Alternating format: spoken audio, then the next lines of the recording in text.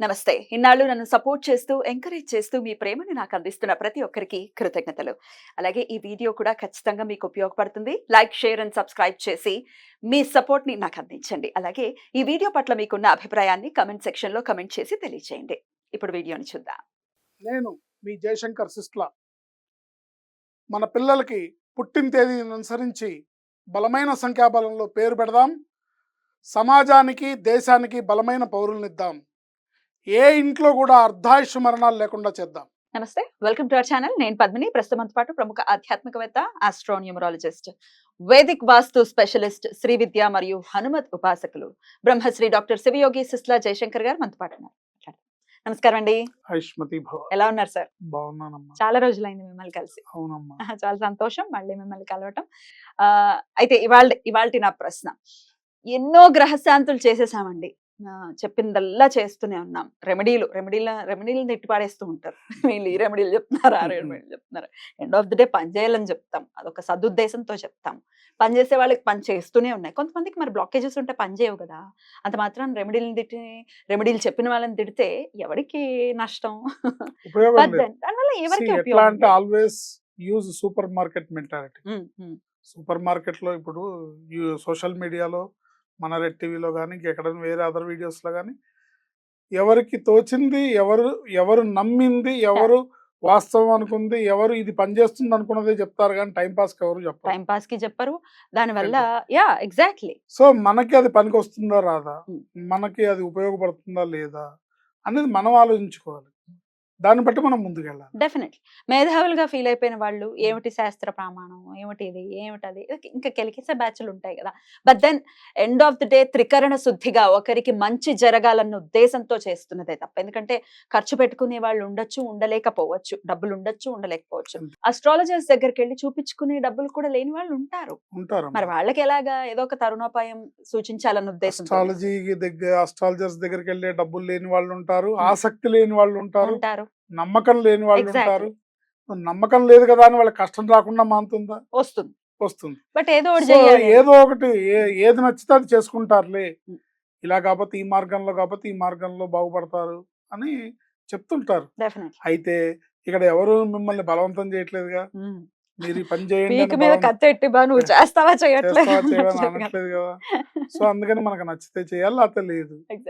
అట్లా చేసుకుంటూ పోతే ఏదేమైనప్పటికీ అమ్మా, జ్యోతిష్యము, వాస్తు, మన పేరుకున్న సంఖ్యాబలం, ఈ మూడు ఈ రోజుల్లో ఉన్న మానవ జాతిని రక్షించడానికి, ప్రొటెక్ట్ చేయడానికి ఉపయోగపడే అంశాలు. మిగతా రెమెడీస్ అనేవి చేస్తే పనిచేస్తాయి. మీరు నమ్మకంతో పనిచేస్తే ఏవైనా పనిచేస్తాయి. మీకు అది నమ్మకం అనిపిస్తే చేయొచ్చు, చేయకపోవచ్చు. బట్ ఏదేమైనప్పటికీ కూడా జాతకం చూపించుకోవాలి. ఒకవేళ మాకు డేట్ ఆఫ్ బర్త్ లేదంటారా, మరి అలాంటి వాళ్ళకి రెమెడీస్ పనిచేస్తాయి కదా, ఉపయోగపడతాయి కదా. వాళ్ళ date of birth, time of birth, place of birth ఉంటే కనుక జాతక పరిశీలన అనేది అత్యంత ఆవశ్యకరమైన అంశం. జ్యోతిష్యము అంటే అర్థం ఏంటి? జ్యోతిష్ స్వరూపంగా మనకి దారి చూపించేది అని అర్థం. ఏంటి మన భవిష్యత్తు గురించి, మనం ఏ మార్గంలో వెళ్ళాలి, మనం ఏం చేయాలి, ఏం చేయకూడదు అనే అంశాలని మనని గైడ్ చేసే ఒక శాస్త్రం.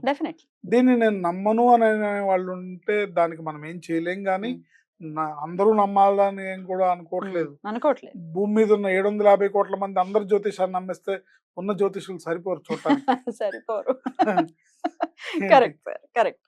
ఎనీవేస్ ఇది కొన్ని అంటే ఇంక ప్రతిసారి టార్గెట్ చేస్తూ ఇది చెప్తున్నామని చెప్పి టార్గెట్ చేసి, ఆబ్వియస్ గా పళ్ళున్న చెట్టుకే కదా మరి రాళ్ళు వచ్చేవి. ఏమీ లేని దానికి ఏమి కొడతారు పాపం. ఎనీవేస్ ఎవరి ప్రయత్నాలు వాళ్ళవి.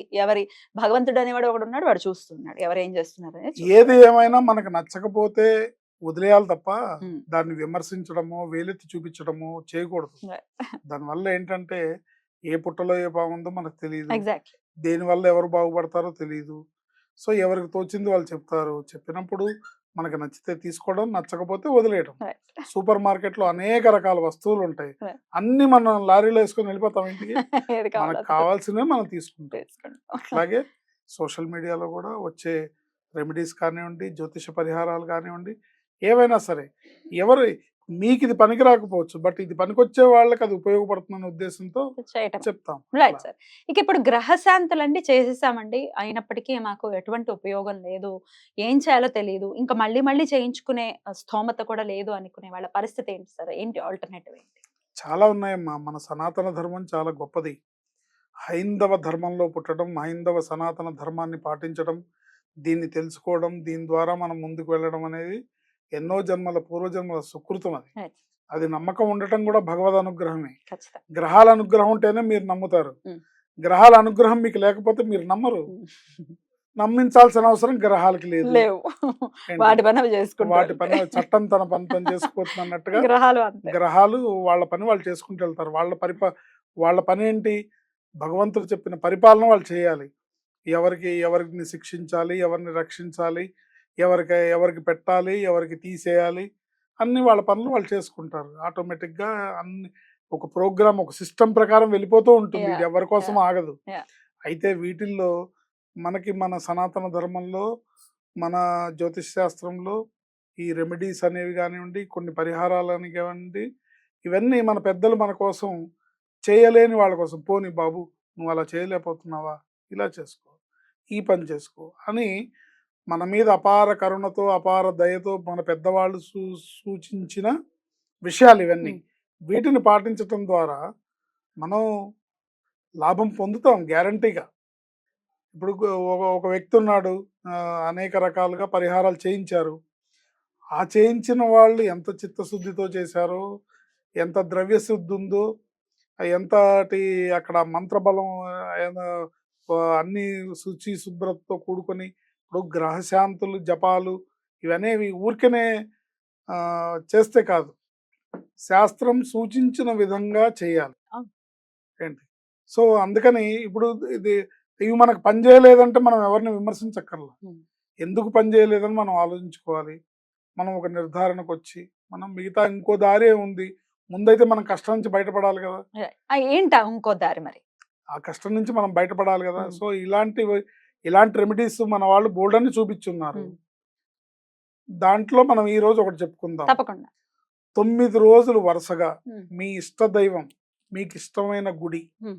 ఏదుందో ఆ దేవాలయంలో మీరు శుభ్రం చేస్తే, చీపిరి కట్ట పట్టుకొని మొహమాటం లేకుండా, మీరు డౌన్ టు ద ఎర్త్ ఉండి, అహంకారాన్ని పక్కన పెట్టి, ఇది దేవాలయాన్ని నా పని శుభ్రం. కాదని అనుకొని కనుక Hmm. మీరు పరిపూర్ణంగా ఇది నా దేవుడు ఉండే ఇల్లు అని నేను శుభ్రం చేయాలని అనుకొని కనుక చేస్తే, Hmm. ఎటువంటి గ్రహ బాధలున్నా, దోషాలున్నా అన్నీ తొలగిపోతాయి. బాబా. 9 రోజులు కంటిన్యూగా చేయాలి. Hmm. మీరు ఏ దైవం, ఏ గుడైనా చేయండి. మీ ఇష్ట దైవం ఎవరైతే ఆ గుడి, Hmm. మీ ఇష్ట దైవం అమ్మవారు అయితే అమ్మవారి గుడి శుభ్రం చేయండి. మీ ఇష్ట దైవం వెంకటేశ్వర స్వామి అయితే వెంకటేశ్వర స్వామి గుడికి వెళ్ళి చేయండి. మీకు దగ్గరలో ఆంజనేయ స్వామి గుడి ఉంటే అది చేయండి. లేకపోతే రామాలయం ఉంటే రామాలయంలో చేయండి. ఏ దేవుడైనా సరే, ఫలానా దేవుడని కాదు, మీ ఇష్ట దైవం, మీరు ఆ గుడిలో ప్రశాంతతను ఎక్కడ పొందుతారో Right. ఆ గుడికి వెళ్ళాలి. ఆ గుడిని 9 రోజులు కంటిన్యూగా మధ్యలో గ్యాప్ లేకుండా మీరు చేస్తే Hmm. ఖచ్చితంగా 1 సంవత్సరానికి సరిపడా గ్రహశాంతి ఏర్పడి Ah. గ్రహాల అనుగ్రహం మనకి లభించి తీరుతుందని చెప్పడంలో ఎటువంటి సందేహం లేదు. బాబా. Beautiful, beautiful. అంటే శుభ్రపరచటం అంటే తుడవటం, తర్వాత ఇంకెలా అక్కడ కడిగే పద్ధతి ఉంటే కడుక్కుని ఏదైనా ఎలా చేయొచ్చు, మనస్ఫూర్తిగా చేయాలి అంతే చెయ్యాలి. తప్ప బా, ఆ, ఇది అయిపోతుందిరా నాయన. ఇది అంటే ఎవరో విధించిన శిక్షలాగా ఫీల్ అవ్వకూడదు. దాన్ని రైట్ ఫీల్ అవ్వకుండా మనస్ఫూర్తిగా చేస్తే Right.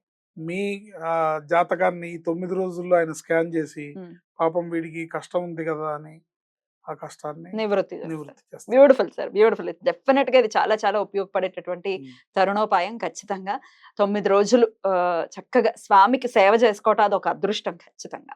అవునమ్మా. సో డెఫినెట్ గా ఈ మార్గాన్ని అనుసరించి డెఫినెట్ గా వాళ్ళ కష్టాల నుంచి మన వాళ్ళు బయటపడాలని మనస్ఫూర్తిగా కోరుకుంటూ thank you so very much sir. నమస్తే. ఆయుష్మతి